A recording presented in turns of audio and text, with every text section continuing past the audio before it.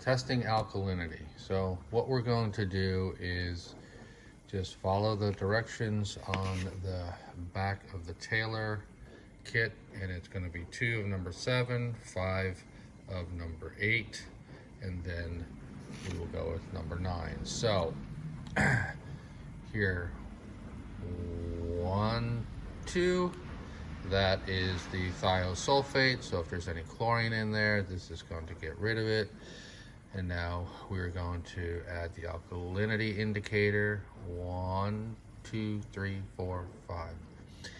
If it immediately turns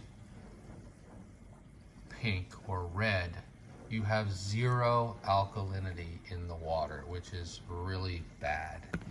So let's shake this up. We know we've got alkalinity in there because it's green. And now we are going to add number 9, sulfuric acid. Start counting. 1, 2, 3, 4, 5. Let's see if 5 is going to change the color. No, it's still green. Keep going. 6, 7, 8. Is that going to change it? There, that did it, right? So now we have approximately 8. 8 times 10 is 80. So that means there's 80 parts per million of alkalinity in the water, and that's the lowest that we want it. Prefer to be at about 120. Okay, so let's say it was only 40 and you need to get up to 100. That means that you need to get 60, right? So you go to your table here, your little Taylor book, and we'll use the 400-gallon column, and it says desired increase in parts per million.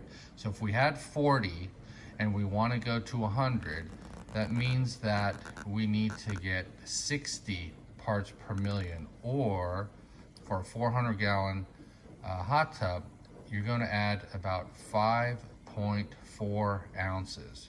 So for a 300-gallon hot tub, if you just put in about 4.5, you're going to be very close. But that's how you use this chart to get the proper amount of alkalinity to put in the water. So once again, if you're at, let's say you're at 0, right? And you want to get up to 100. So what you do is desired increase. We want to get up to 100 parts per million. We want to add 9 ounces of alkalinity. So that's how you use this dosage chart.